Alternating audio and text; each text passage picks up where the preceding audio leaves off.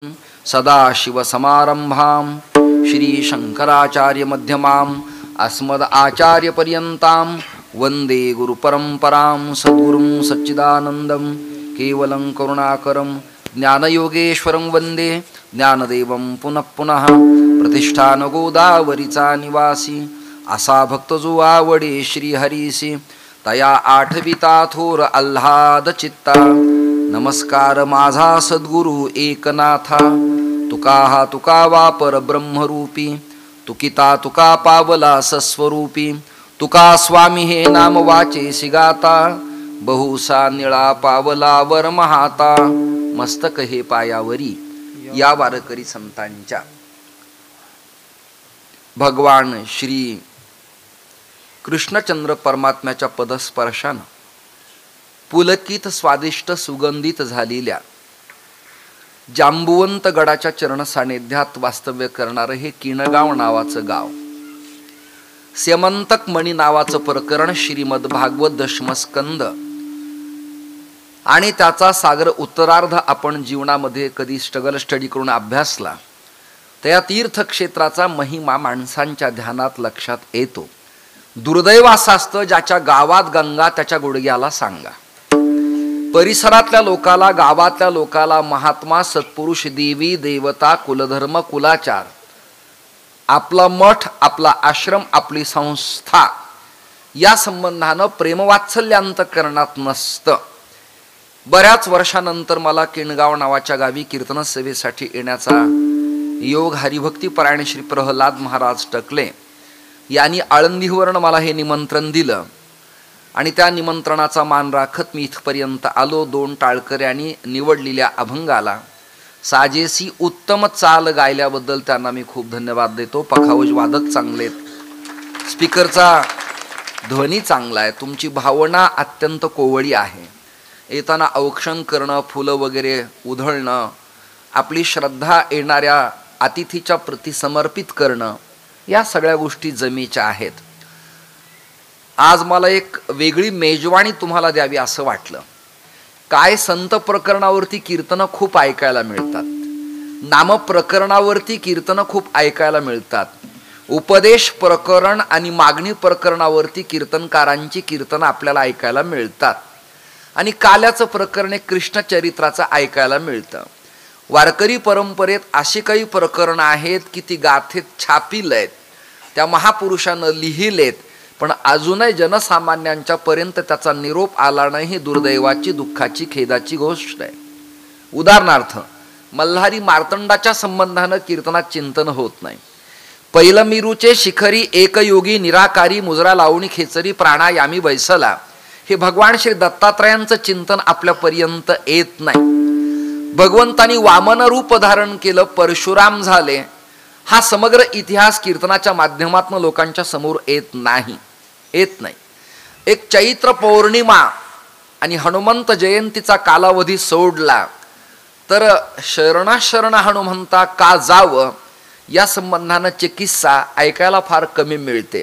किंवा नाथांचा अभंग आहे रुद्र 11वा अवतार, या संबंधाने चर्चा फार ऐकायला मिळत नाही.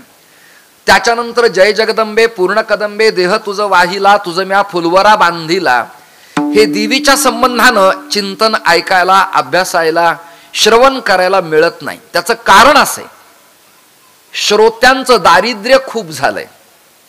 नाही कळलं तुम्हाला वाक्य? श्रोत्यांचं म्हणजे ऐकणाऱ्यांच्या कानाचं एवढं दारिद्र्य झालंय की वक्त्यांनी शिकलेलं तत्वज्ञान कोणाच्या समोर महाराष्ट्रात मांडावं हा येणारा या काळात मोठा गंभीर प्रश्न आहे. सप्ताह 50-60 वर्षाचे जुने असतात, पण बसावं कसं याची अक्कल सुद्धा बऱ्याच लोकांना नसते, अजिबात नसते. भूमिका, ध्वनी, पखावज, वादन, मूळ स्वराच्या ट्वेनिंगला कणिक, किती कॅपॅसिटीचा ध्वनी कानावरती पडावा, श्रवण सुख करणाऱ्या श्रोत्यांचे चेहरे वक्त्याकडे असावेत की नसावेत, का वक्त्याचंच तोंड त्यांच्याकडे असावं, हा एक महत्वाचा विषय.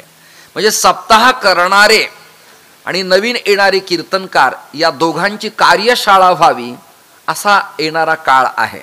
त्यामुळे तारखे देताना कुठेही होकार देणं येणाऱ्या काळात तसं घातक आणि त्रासदायकच आहे. कदाचित त्या गावकऱ्यांचा सप्ताह 100 वर्षाचा असेलही, नाही असं नाही, पण परिवर्तन नावाचं प्रकरण शून्य असतं, बदल नसतो. द्वादशीला त्या गावात जर कांदा फोडून द्वादशी त्याची सुटत असेल तर त्याच्या परमार्थाची काय चवय, असा एक चिंतनीय चिंतनाचा विषय आहे. गळ्यात भरपूर माळा असूनही दिंडीत चालणारा थोरला भाऊ सासवडच्या सोहळ्यात असताना इकडनं त्याच्या बायकोचा फोन येतो की धाकट्या भावानं आपल्या शेताच्या बांधाला टोकरलंय. हे वाक्य ऐकून तो तिकडनं शिवी घालतो, एवढी माऊलींची पंढरपूरची वारी होऊ दे, गावाकडे आल्यावर त्याचं नाही डोकं फोडलं तर माझं नाव फिरून ठेव. मग मला सांगा, भरपूर डझनभर घातलेल्या माळेचा आणि उगाळून लावलेल्या चिकार गुप्पी चंदनाचा फायदा बेनिफिट काय? 50 वर्षाचा सप्ताह करून गावातल्या मुलीला MBA BBA करण्याकरता जर सप्ताहातल्या उरलेल्या रकमेतल्या 50,000चा निधी तिच्या कामाला येत नसेल आणि दारिद्र्यात ती पोरगी तुमच्या एका कॅम्प्युटरमुळे जर मरत असेल तर त्या सप्ताहाचा बेनिफिट फायदा काय? 50-60 वर्ष सप्ताह होऊ नये, सप्ताहाचं प्रांगण सेनानं सारवलेलं नसेल, रांगोळ्या घातलेल्या नसतील, टापटीप नसेल, चिलट डास घाण कीटक क्रमी तिथे असतील आणि नालीचा दुर्गंध सुटत असेल आणि पंगत सरपंचाच्या घरी असेल तर बुवानी तरी तिथे जाऊन खावं का, हा एक चिंतेचा विषय आहे. माझे विषय तुम्हाला वेगळे वाटतील नित्याच्या कीर्तनापेक्षा, आणि या तत्वावर पटलं तर भविष्यात परिसरात बोलवा, अन्यथा मला आवश्यकता नाही. विठाल विठाल.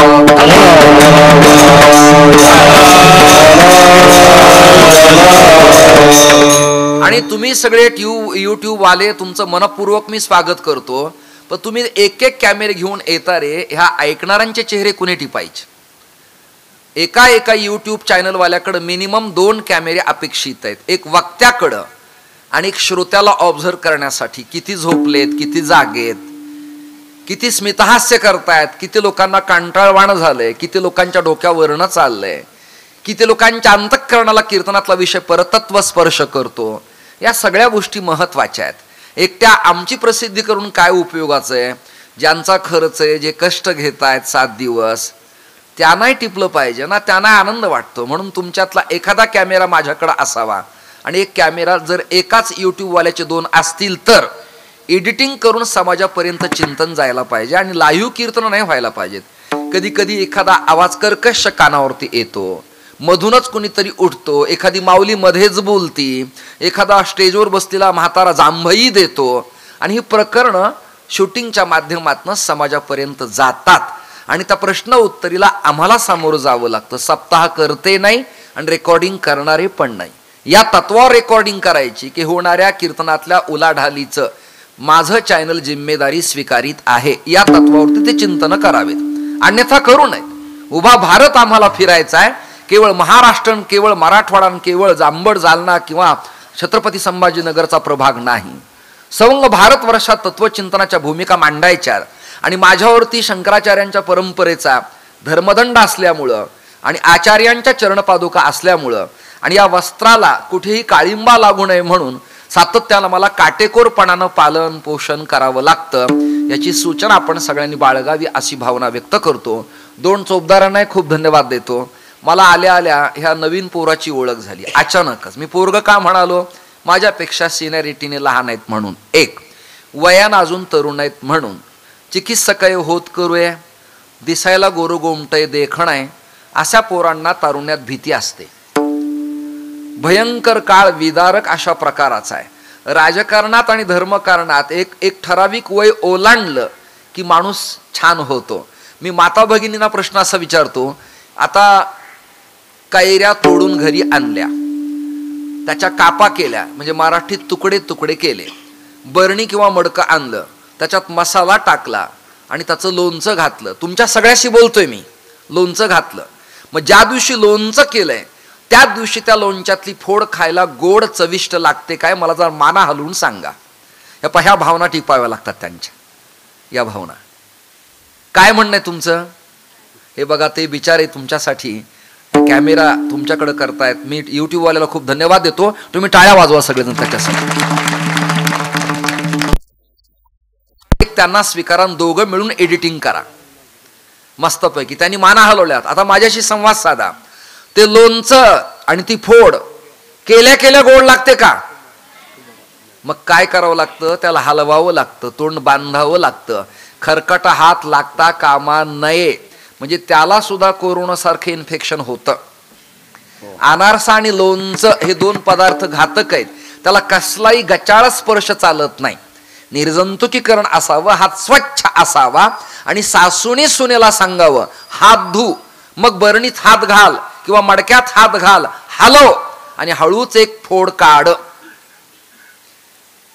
2-3 महिने 4 महिने झाले की ते लोणचं मुरलीलं गोड लागतं. दुसरा दृष्टांत, दही टाकलीलं थालपीठ दशमी धपाट केल्या केल्या गोड लागत नाही. दही टाकलेलं थालपीठ दुसऱ्या दिवशी गोड लागतं आणि कालवलीला दह्यातला काला केला त्या दिवशी पेक्षा दुसऱ्या दिवशी चविष्ट लागतो. 3 दृष्टांत दिलेत कळण्यासाठी तुम्हाला. सामग्रीनं समालोचनम परीक्षणम निरीक्षणंच दृष्टांत. एखादी गोष्ट कळण्याकरता उपयोगात आणतात त्याचं नाव दृष्टांत असतो.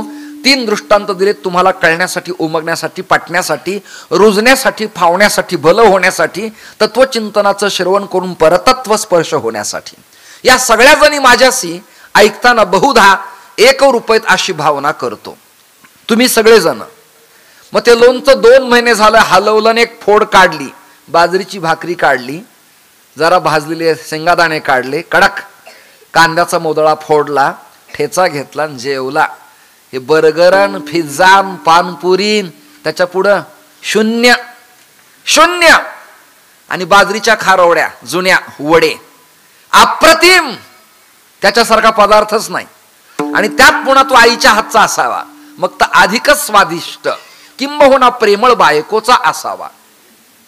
मी ब्रॅकेट करतो, कर्कश असणाऱ्या स्त्रीच्या हातचा वडा किंवा स्वयंपाक चविष्ट होईल असं नाही. हे ते लेकर शांत करा, नाही मी जय विठ्ठल करीन. विठ्ठल विठ्ठल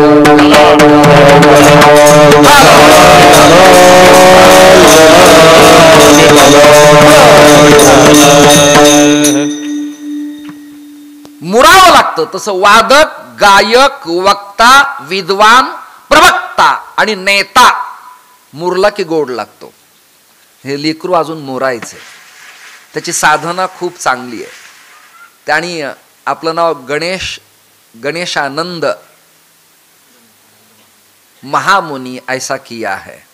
नैष्टिक ब्रह्मचर्य स्वीकारताना नाव बदलल्या जातात आणि संन्यास घेताना गाव, नाव, कुळ, गोत्र आणि आडनाव बदलल्या जातं. फॉर एक्झाम्पल, मी जुना अमृत अनंत जोशी, परिचित लोकांना अमृत महाराज, पण संन्यासानंतर माझं नामकरण अमृत आश्रम स्वामी असं करण्यात आलं. ज्यांचं अज्ञान आहे ते बुवा लोक मला विचारतात कुठे आश्रम. आश्रम म्हणजे जागा नसून, आश्रम म्हणजे क्षेत्र नसून, आश्रम म्हणजे 50 बाय 60चा प्लॉट नसून, आश्रम म्हणजे 3 एकरची जागा नसून, आश्रम ही उपाधी आहे, आडनाव आहे, सरनेम आहे, जोगपट्ट आहे. म्हणून तुम्हाला न ऐकलं देणार आहे मी 100%. म्हणजे युवक आणि युवती जे चांगले चिंतन करणारी वेल एज्युकेटेड लोक आहेत त्यांना माझी वैचारिकता आवडेल असं अपेक्षा आहे. विठाल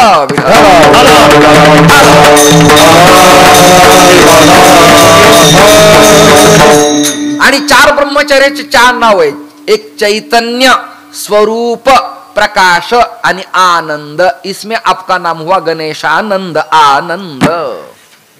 आपण काय केलं हेही माहिती पाहिजे, कशासाठी केलं हेही माहिती पाहिजे आणि जे आपणाशी ठावे ते इतराशी शिकवावे. शहाणे करून